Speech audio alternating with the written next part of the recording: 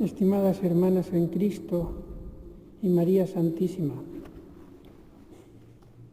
estamos ya a las puertas de la Semana Santa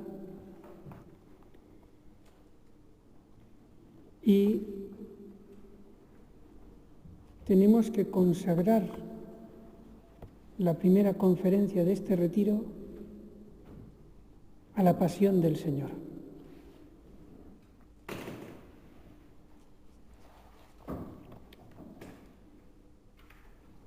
Voy a comenzar por San Juan, capítulo 13, versículo 1.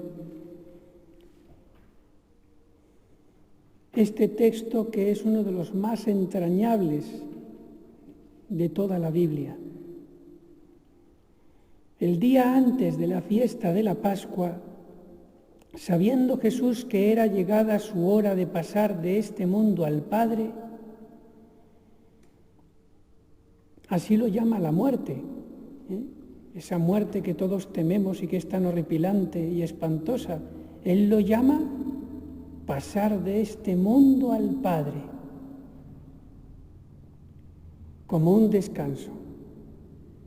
Como hubiese amado a los suyos que estaban en el mundo, los amó hasta el extremo. ¿Cómo será el extremo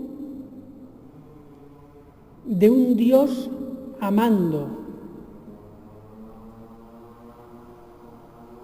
No hay límite. Acapara y agota toda manifestación de amor. ¿Y qué es eso que agota toda la manifestación de amor? La pasión, la cruz. Ese Dios infinito, que tiene amor infinito desde toda la eternidad, quiso en este mundo hacer una manifestación infinita de su amor infinito. Manifestación infinita de amor infinito. Eso es la cruz de Jesucristo, eso es la pasión del Señor. No podía llegar más lejos. Y si lo meditamos, descubriremos mucho más de lo que hay. Es un pozo sin fondo. Es un pozo lleno de amor, la pasión de Cristo, un pozo lleno de amor sin fondo. Nunca acabaremos ni agotaremos con nuestras meditaciones de ver siempre nuevas cosas, nuevas manifestaciones del amor de Dios a los hombres.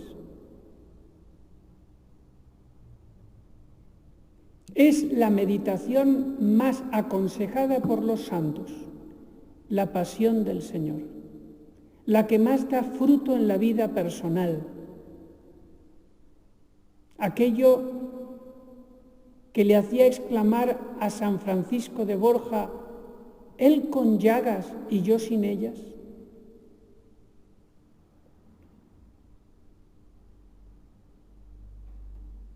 Y con el pensamiento y el ejemplo de la pasión del Señor, ya nada nos parece grande por Dios. Todo es poco, todo es poco. Enfermedad, poco. Humillaciones, poco.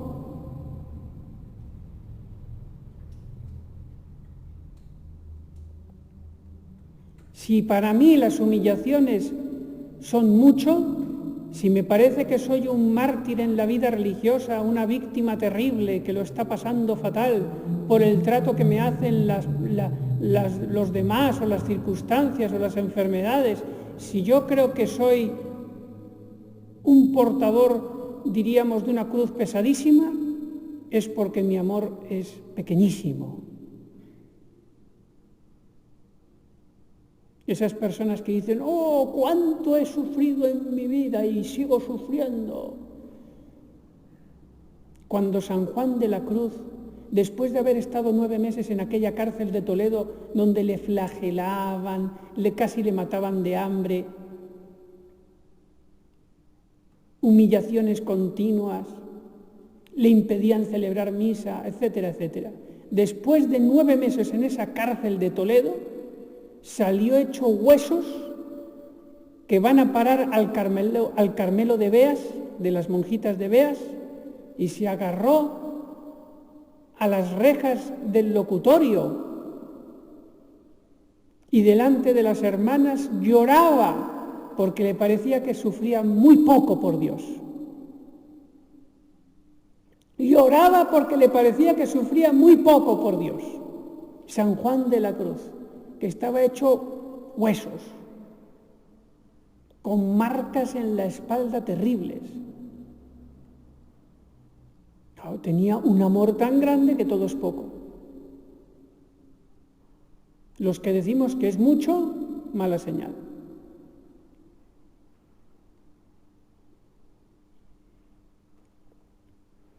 Nos amó hasta el extremo. Por eso Jesucristo se apareció, el corazón de Jesús, a Santa Margarita María de Alacoque y le dijo esto: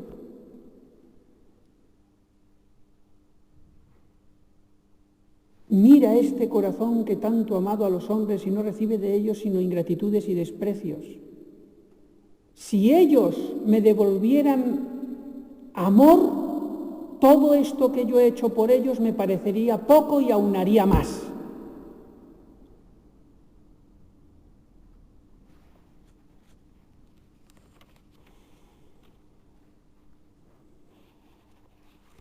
Y vamos ahora a saltar a Getsemaní, que es el pasaje que más me da luz sobre la pasión del Señor, donde más nos mete en el corazón de Cristo, en su interior, que nos hace ver que Jesucristo en la pasión no era un superhéroe que todo le rebotaba, porque era Dios. Le flagelaban, nada, no sentía nada, porque era Dios. No. En Getsemaní vemos que sí lo sentía, y mucho más que si hubiéramos estado nosotros ahí.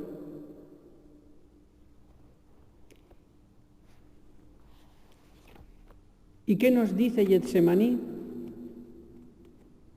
Esto lo he predicado muchas veces, pero no nos podríamos cansar de repetirlo. Vamos a adentrarnos en el corazón de Jesús.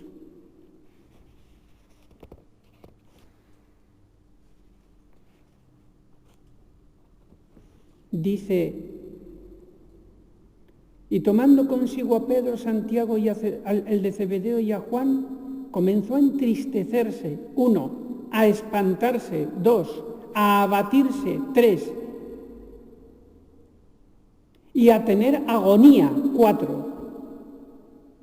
Vaya 4 palabras.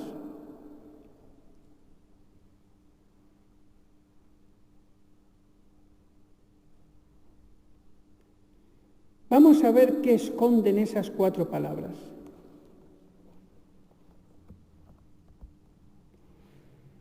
Jesucristo, como hombre completo, porque como Dios no podía sufrir, como hombre sí, Jesucristo se hizo hombre precisamente para sufrir. Nosotros, cuando no vemos bien, nos ponemos un aparatito encima de la nariz que se llama gafas.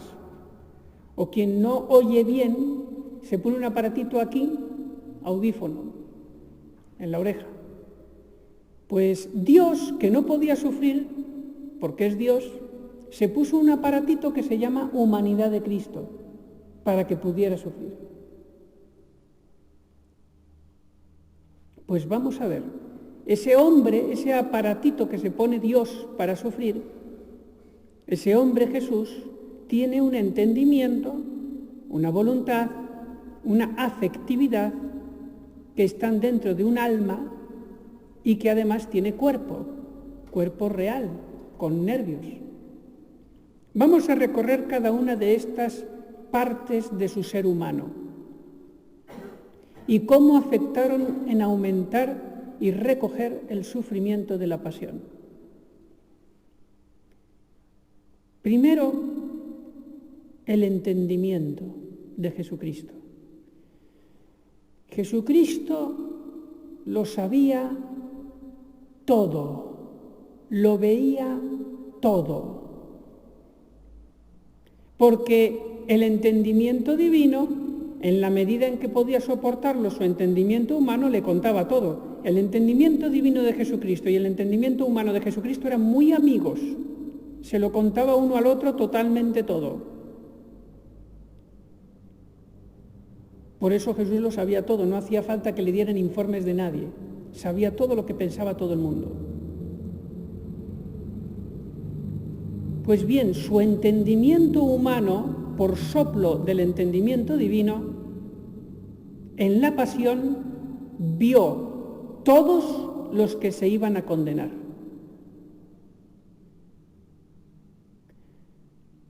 Por los cuales hubiera dado la vida en la pasión para salvarlos, tanto los amaba. Y de hecho murió por todos, también por los condenados.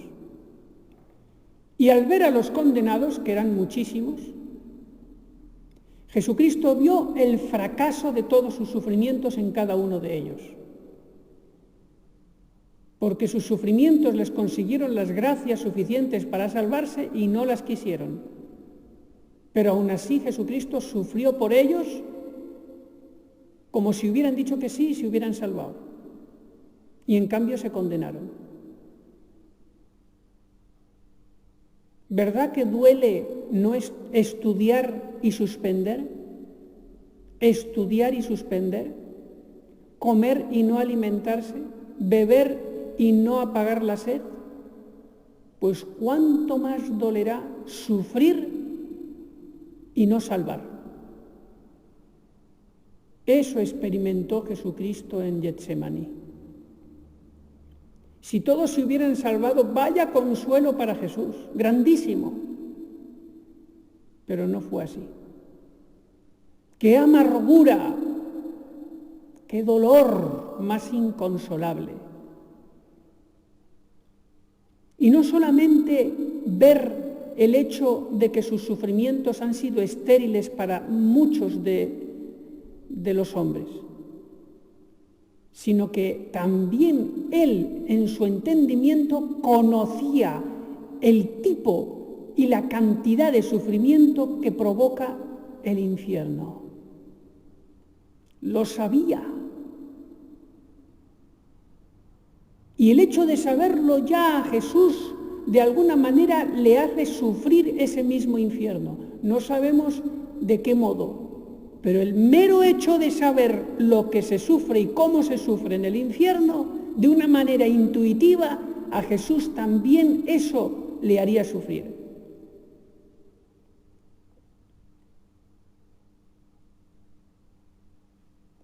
Por eso ese celo de Jesús por la salvación de las almas, por sacrificar a los buenos para salvar a los malos. Por eso su misericordia. Porque él sabe lo que es el infierno.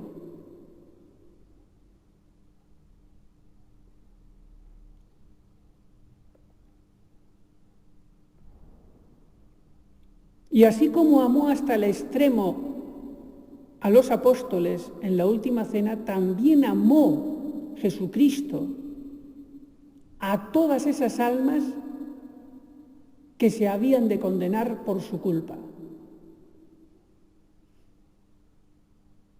Los amó antes de que se condenaran, claro. Qué terrible.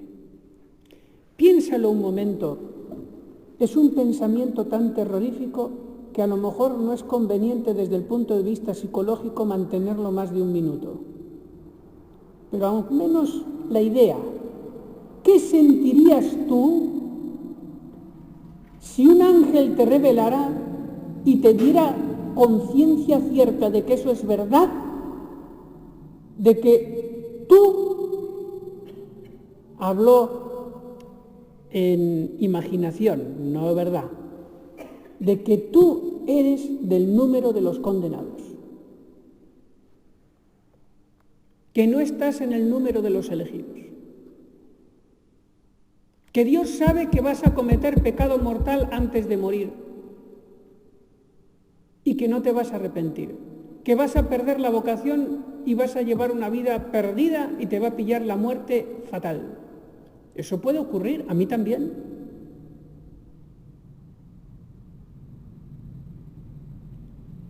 ¿Cómo te sentirías si te lo dijera un ángel? Nunca te lo va a decir, aunque fuera verdad, nunca te lo diría. Pero estoy hablando en términos de imaginación, para captar lo que sufrió Jesucristo. ¿Cómo te sentirías? ¿Cómo se sentirá el alma que muere en pecado mortal y en el juicio particular de un instante ante Jesucristo ve con toda certeza que se lo van a llevar los demonios al infierno para siempre? ¿Qué sentiría yo en ese momento si estuviera en esas circunstancias? Es para volverme loco. Por eso dije, no es conveniente más de un minuto pensar en esto, o menos. Pero aunque sea solo la idea para trasladarnos a esas 3 horas, es decir, 180 minutos en que Jesucristo vio con toda claridad la condenación de tantas millones de almas, a las cuales ama hasta el extremo cada una de ellas, más que yo me amo a mí mismo. Porque Jesucristo me ama más a mí de lo que yo me amo a mí mismo. Y Jesucristo, que no ve a todas en montón, sino una por una, con ese amor infinito, que ve que se van a perder para siempre, y esa calidad de sufrimientos, ¿cuál no será su sudor de sangre?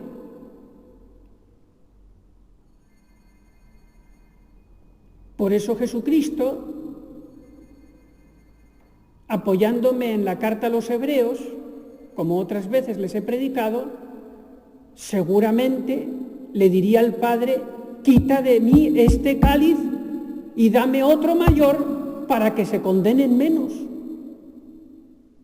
para que se salven más. Quiero sufrir más.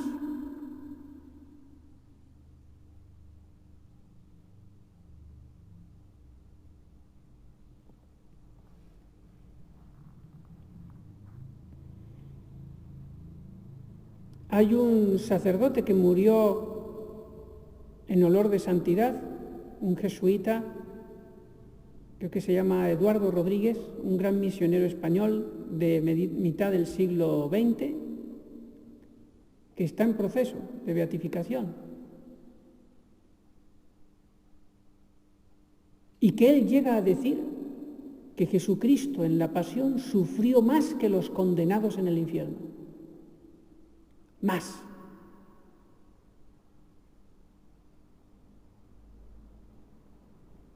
Porque tenía mucha más capacidad de sufrimiento, porque tenía mucho más amor.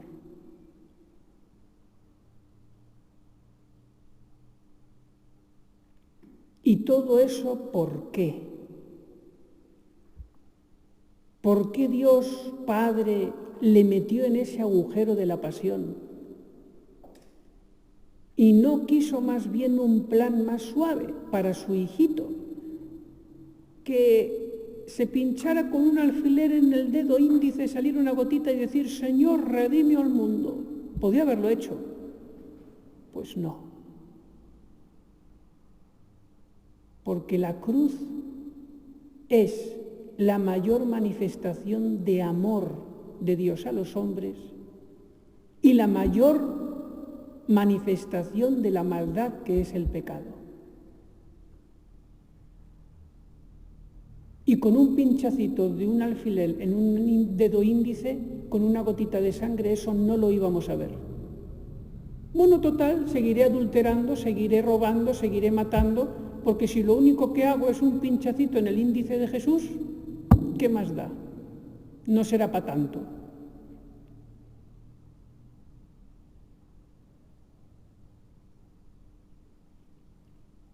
Y además porque el Padre exigió la expiación completa y total del pecado para reparar el honor perdido por él.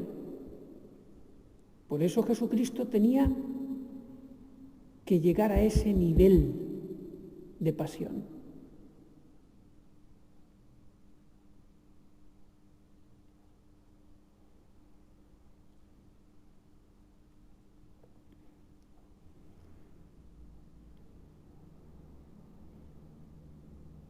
Pasamos a la voluntad. Tenemos 5 puntos para meditar y acabamos de terminar el primero. Y por más que yo explique, me quedo corto. La voluntad de Jesús, ¿cómo sufrió en la pasión? La voluntad de Jesús era que el Padre fuera glorificado. Y al ver Jesucristo que le venía encima, en su presencia, no solo los condenados, sino todos los pecados del mundo y de toda la historia de la humanidad, y Jesucristo se hizo testigo presencial de todos los pecados del mundo en Getsemaní, que eran lo contrario a honrar al Padre, era deshonrar al Padre. El ser testigo del pecado, de todos los pecados de la humanidad, no solamente los que se veían, sino también los pensamientos más profundos, las intenciones más secretas, todo lo vio en Getsemaní, uno por uno. Si Santa Gema Galgani quedó destrozada en llanto por una sola blasfemia que escuchó, ¿cuánto sudor de sangre provocaría a Jesucristo ver todos los pecados del mundo y de la historia? Él que amaba infinitamente más que cualquier santo al Padre.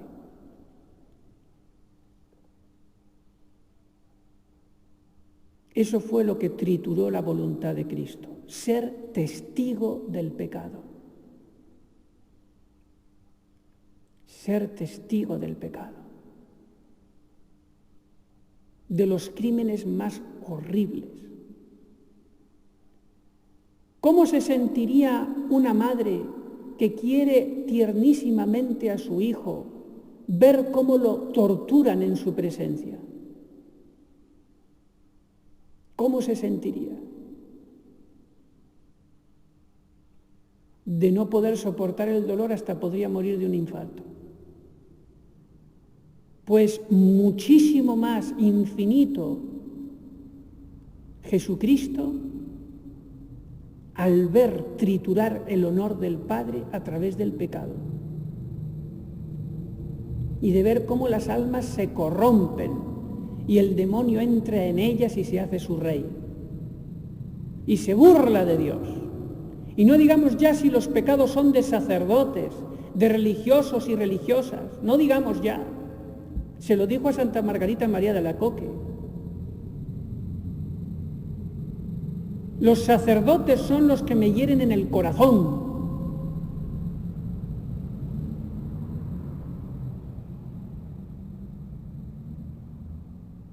Los míos. Mucho más duele la ofensa de alguien que me conoce que la ofensa de un desconocido. Y yo soy de la corte del Señor.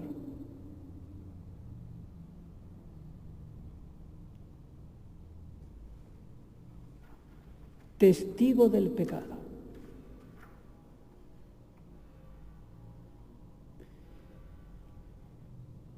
Seguiremos esta tarde la segunda mitad de esta conferencia para que tengamos lástima de ver a nuestro Dios abandonado en Getsemaní y que no estemos con Él llevando la cruz. Cada vez que nos toque, que muchas veces cuando nos toca lo que hacemos es sacudirla, rebelarnos, deprimirnos, quejarnos, como si ese no fuera nuestro trabajo. Es que a mí me trata muy mal, es que a las otras les trata mejor. ¡Mejor! ¿Más llevas la cruz? Pues no, tenemos una mentalidad mundana que vivimos la vida religiosa al revés. ¡Ay, a mí me dejan lo peor de la comida, lo peor, a las otras lo mejor! ¡Mejor! Así llevas más la cruz, estás más al lado de Jesús para reparar los pecados, para consolarle. No, todo al revés, tenemos una mentalidad mundana. Que eso lo tengan personas que están en el mundo, se puede entender, pero nosotros, que seamos enemigos de la cruz nosotros, eso es nuestro gran problema. Por eso no acabamos de ser felices muchas veces. Somos enemigos de la cruz de Cristo. Como decía San Pablo hablando de los paganos. Pidamos a la Virgen Santísima que nos dé este amor hasta el extremo hacia Jesús de vuelta, como nos los tiene Él a nosotros. Que haga ese milagro.